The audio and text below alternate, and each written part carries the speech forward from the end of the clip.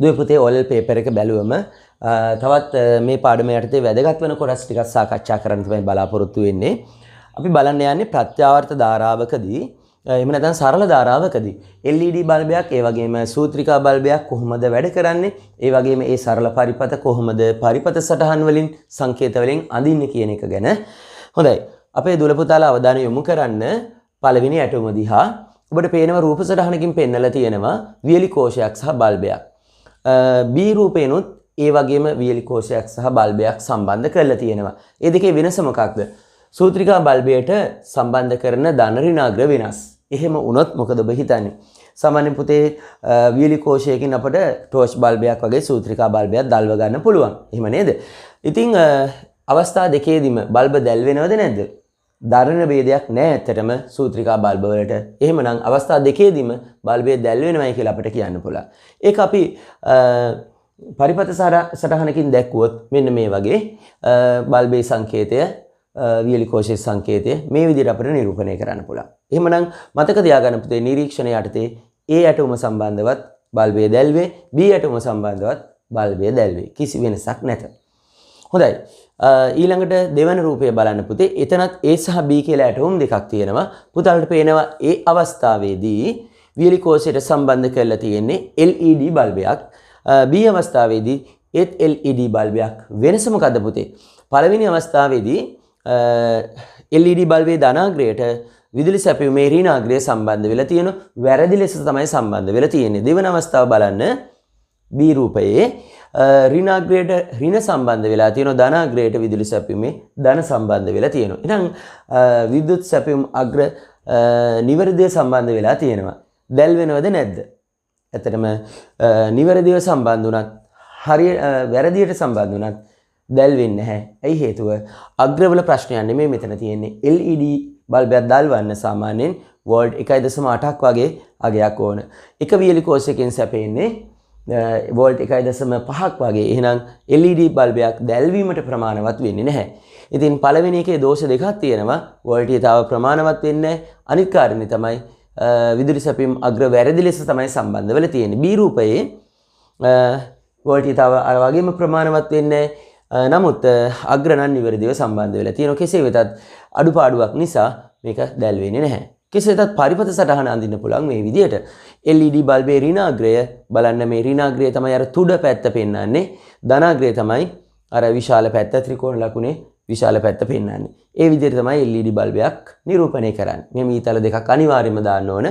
මතක තියාගන්න නැත්නම් ඒක සාමාන්‍ය ඍජුකාරක ඩයෝඩයක් බවට පත් වෙන්න පුළුවන්. හොඳයි. අපි තුන්වන රූපය බලමු දැන්. තුන්වන රූපයේ LED බල්බ දෙකක් තමයි තියෙන්නේ. නැත්නම් LED දෙකක් තියෙන්නේ. හැබැයි වෙනසකට තියෙන කලින් අවස්ථාවට වඩා වියලි කෝෂ දෙකක් සම්බන්ධ කරලා තියෙනවා. බලන්න පුතාලා ඒ රූපයේ බැටරියේ ධනාග්‍රයට LED එකේ ඍණාග්‍රය සම්බන්ධ වෙලා තියෙන්නේ. එහෙනම් වැරදි නිවැරදි වෝල්ටීයතාව සැපයුවත් නැත්නම් ලැබුණත් LED බල්බය දැල් වෙන්නේ නැහැ. කෙසේ වෙතත් පරිපත සටහන මේ ආකාරයෙන් නිරූපණය කරන්න පුළුවන්. ඍණාග්‍රය මේ තුඩ පැත්ත වියලි කෝෂවල නැත්නම් බැටරියේ ධන පැත්තට තමයි සම්බන්ධ වෙලා තියෙන්නේ. කෙසේ වෙතත් දැල්වීමක් සිදු වෙන්නේ නැහැ. B රූපය බලන්න. B රූපයේ බැටරියේ අග්‍ර නිවැරදිව සම්බන්ධ වෙලා තියෙනවද? ඔව්. ධනාග්‍රයේ ධන අග්‍රයටත් ඍණාග්‍රයේ LED එකේ ඍණාග්‍රයටත් සම්බන්ධ වෙලා තියෙනවා. එහෙනම් වෝල්ටීයතාවත් නිවැරදි ධන ඍණාග්‍රයත් නිවැරදිව සම්බන්ධ කරලා තියෙනවා. එහෙනම් B අවස්ථාවේ LED බල්බය දැල් වෙනවයි කියලා කියන්න පුළුවන්. A නිරීක්ෂණ A වල නිරීක්ෂණ තමයි LED බල්බය නොදැල් වේ. B වල නිරීක්ෂණ තමයි LED බල්බය දැල් වේ කියන එක. හොඳයි. මෙන්න පරිපත සටහන් ටික බලා ගන්න. අපි මේ කතා කරන්නේ ඔබට සපයලා තියෙන ටියුට් එකේ තුන්වන පිටුව. තුන්වන පිටුවේ තියෙන අභ්‍යාස ටික තමයි මේ කියලා දෙන්නේ. හොඳයි. දුල පුතාලා අපි ඊළඟ රූප සටහනට යමු. හතරවන රූප සටහන. හතරවන රූප සටහනේ තියෙන මොකද්ද? ඩයිනමෝවක් තමයි විදුලි සැපයීම විදිහට දීලා තියෙන්නේ. හැබැයි ඒ රූපයේදී ඩයිනමෝවෙන් සූත්‍රිකා බල්බයට විදුලිය සපයනවා. B ඇටවුමෙන් ඩයිනමෝවෙන් විදුලිය සපයන්නේ LED බල්බයකට. කොයි වගේ වේද හැසිරීම? ඒතර ඩයිනමෝව දැන් කරකවන්න ඕන. කරකවෙන්නේ නැත්නම් විදුලිය ජනනය වෙන්නේ නැහැනේ. හරි. ඔන්න විදුලිය ජනනය වෙනකොට සූත්‍රිකා බල්බය කිසි ප්‍රශ්නයක් නැහැ. දැල් වෙනවයි කියලා අපිට තීරණය කරන්න පුළුවන්. දෙවන අවස්ථාවේදී මොකද වෙන්නේ? ඩයිනමෝ භ්‍රමණය කරනවා දැල්වේද. ඇතරම ඩයිනමෝයෙන් සිදු වෙන්නේ නැත්නම් නිපදවන්නේ ප්‍රත්‍යාවර්ත ධාරාවක්. ඒතකොට ප්‍රත්‍යාවර්ත ධාරාවේ එක අර්ධයක් විතරයි නැත්නම් දැන් අපි හිතමු මේ විදිහට මෙතන එක මොහොතකදී මෙන්න මේ අග්‍රය ධන වෙලා මේ අග්‍රය ඍණ වෙනවා. එතකොට විදුලිය ගමන් කරන්නේ මේ විදිහට බලන්න ඩයිනමෝයේ ධන අග්‍රය දැන් මේ මොහොතේ ධන අග්‍රය විදිහට ක්‍රියා කරන අග්‍රය LED ධන අග්‍රයට නිවැරදිව සම්බන්ධතාවයක් පෙන්වනවා. ඒතකොට ඍණ අග්‍රයට ඍණ නිවැරදිව පෙන්වනවා. එහෙමනම් LED හරහා බල්බය මේ විදුලි ධාරාව ගමන් කරනවා කියන්න පුළුවන්. හැබැයි ඊළඟ මොහොතේදී මොකද වෙන්නේ පුතේ? ඊළඟ මොහොතේදී මේ ධාරාවේ දිශාව අනිවාර්යයෙන්ම ප්‍රතිවිරුද්ධ වෙනවා. ප්‍රතිවිරුද්ධ වුණාට පස්සේ මොකද වෙන්නේ? මෙන්න මේ විදිහට. එහෙනම් මේ අග්‍ර දෙක දැන් වෙනස් වෙනවා. මේ ධන වෙලා තිබුණු අග්‍රය ඍණ වෙනවා. එතකොට ඍණ වෙලා තිබුණු අග්‍රය ධන වෙනවා. දැන් බලන්න ධන අග්‍රය LED එකේ ඍණ අග්‍රයට සම්බන්ධ වෙලා තියෙන්නේ. ඩයිනමෝයේ ඍණ අග්‍රය LED ධන ලෙස තමයි සම්බන්ධතාවය පෙන්වන්නේ. එහෙමනම් මේ අවස්ථාවේදී බල්බය දැල් වෙන්නේ නැහැ. නමුත් කෙසේ වෙතත් පුතේ මේ ධන ඍණ මාරු වීම ඊටම ශීඝ්‍රයෙන් සිදු වෙනවා.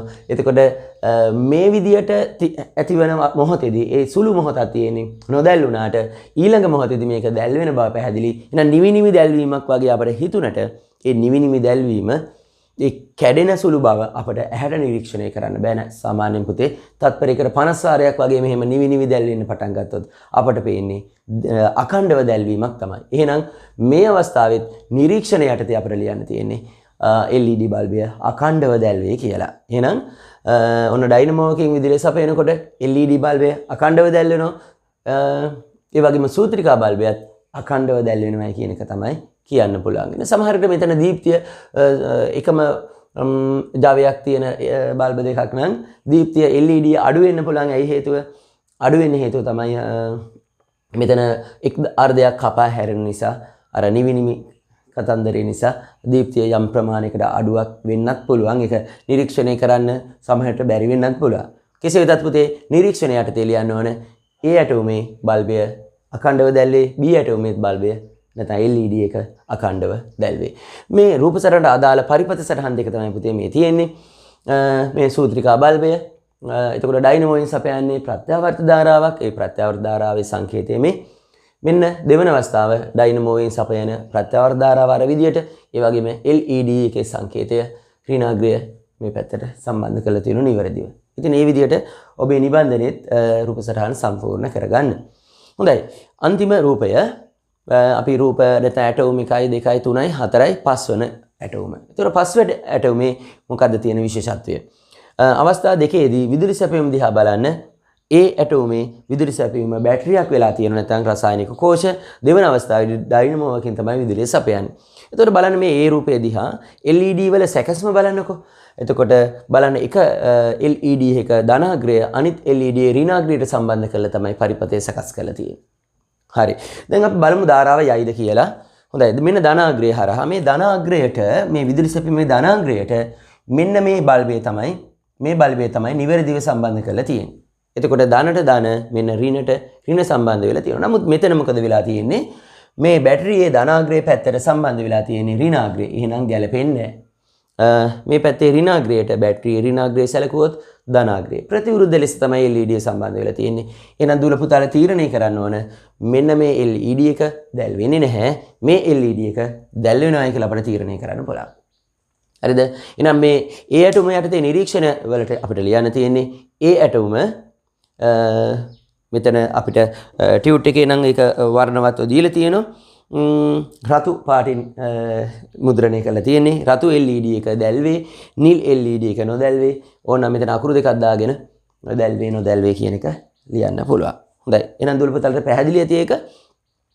දෙවන ඇටෝම B ඇටෝම බලන්න පුතේ. B ඇටෝමේ මොකද වෙලා තියෙන්නේ? ඩයිනමෝවක් තමයි සපයලා තියෙන්නේ විදුලිය.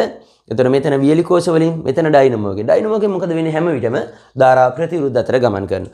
එක මොහොතකදී ධනාග්‍රය මෙහෙම වුණොත් ඍණාග්‍රය මෙහෙම වුණොත් මෙන්න මේ විදිහට ධනාග්‍රයේ සිට ඍණාග්‍රයේ පැත්තට ධාරාව ගමන් කරනවා. දැන් බලන්න පුතේ මෙතන ධන වුණොත් මොන LED එකද ගැලපෙන විදිහට සම්බන්ධ කරලා තියෙන්නේ? ගැලපෙන විදිහට සම්බන්ධ කරලා තියෙන්නේ මෙන්න මේ LED එක. ඒක නිල් පාටින් තමයි මුද්‍රණය කරලා තියෙන්නේ. එහෙනම් ධනට ධන ගැලපෙන LED එක මේක. මෙන්න මේක මේ මොහොතේදී දැල් වෙනවා. හැබැයි මේ ධනාග්‍රයට ගැලපෙනවද මෙන්න මේ LED එක? ගැලපෙන්නේ නැහැ. ධනට ඍණ තමයි සම්බන්ධ තියෙන්නේ. එහෙනම් නොදැල් වෙන තත්වයක් තමයි තියෙන්නේ. වරදවා තේරුම් ගන්න එපා. හැබැයි ඊළඟ මොහොතේ මේ ඩයිනමෝව තමන්ගේ ධන ඍණාග්‍ර අනිවාර්යයෙන්ම මාරු කර ගන්නවා. මේක ධන වෙලා මේක ඍණ වෙනවා. අන්න එහෙම වුණොත් දැන් ගැලපෙන කෙනා කවුරු වෙනවද පුතේ? රතු පාට LED එක වෙනවා. නැත්නම් මෙන්න මේ බල්බය වෙනවා. එතකොට මේ බල්බේ දැල්වීම සිදු වෙන්න ඕන. එතකොට අනිත් එක නොගැලපෙන තත්ත්වයක් තියෙනවා. එහෙනම් මේක දැල් වෙන්නේ නැති වෙන්න ඕන. හැබැයි සමස්තය ලෙස කියන්න පුළුවන් වෙන්නේ මොකද්ද? මොහොතින් මොහොත මෙහෙම ධාරාව නැත්නම් වෝල්ටේජතාව ප්‍රතිවිරුද්ධ වෙන නිසා අනිවාර්යයෙන්ම පුතේ එක මොහොතකදී මේක දැල් වෙනවා අනිත් මොහොතදී මේක දැල් වෙනවා. ඔය මාරු වීම තත්පරයකට 50 වාරයකට වඩා වැඩිපුර සිදු වෙන නිසා අපිට කොහොම පේන්න පුළුවන්ද? අඛණ්ඩව LED දෙකම නැත්නම් නිල් සහ රතු LED දෙකම දැල් වෙනවා කියන්න පුළුවන්. එතකොට මෙම අවස්ථාවේදීත් LED දෙකම දැල් වෙනවා. හේතුව තමයි ධන ඍණාග්‍ර මාරුණාට මොහොතින් මොහොත ධාරාවේ දිශාවත් ප්‍රතිවිරුද්ධ වෙන නිසා LED දෙකම දල්වන්න පුළුවන්. හොඳයි. මේකට අදාළ පරිපත සටහන් දෙක තමයි පුතේ මේ දක්වලා තියෙන්නේ. මේ A පරිපතයට අදාළ පරිපත සටහන, B පරිපතයට අදාළ පරිපත සටහන. මේ වැඳලා ඔයගොල්ලෝ ප්‍රැක්ටිස් කරන්න. එහෙම වුණොත් ඔයගොල්ලන්ට මේ පිළිබඳව ප්‍රශ්නයක් ආවොත් කිසි ගැටලුවක් නැතුව උත්තර දෙන්න පුළුවන්.